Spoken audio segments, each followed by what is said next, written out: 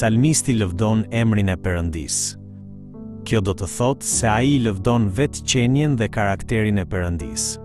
Prandaj ai këndon se emri i Perëndisë shfaqet në madhështi në mbar tokën dhe se sovraniteti e sundimi i tij mbushin të gjithë krijimin. Atëherë, armiqtë e tu të përmendur në vargun 2 janë ata që mbështeten në forcën e tyre dhe nuk i besojnë Perëndisë. Në të kundërt, të vejgjilit dhe foshnjat simbolizojnë popullin e Perëndisë, i cili e pranon dobësinë e vet dhe mbështetet vetëm tek ai. E rëndësishme është se Perëndia e përmbush veprën e tij pikërisht nëpërmjet këtyre njerëzve të dobët. Ai e shfaq fuqinë e tij dhe e përlëvdon emrin e tij përmes atyre që besojnë tek ai. Prandaj, fakti që ne, të cilët jemi të dobët, jemi thirrur nga Perëndia nuk është për shkak të aftësive tona, por që përmes nesh të shfaqen fuqia dhe lavdia e tij.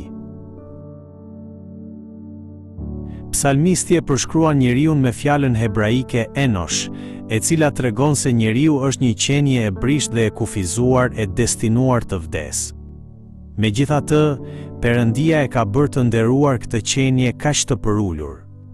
Prandaj psalmisti këndon: Ti e bëre pak më të ulët se Perëndia dhe e kurorëzove me lavdi dhe me nder.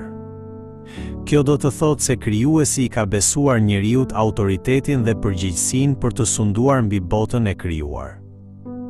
Me fjalë të tjera, njeriu është krijuar si krijesë e Perëndisë për të jetuar sipas rendit dhe vullnetit të tij.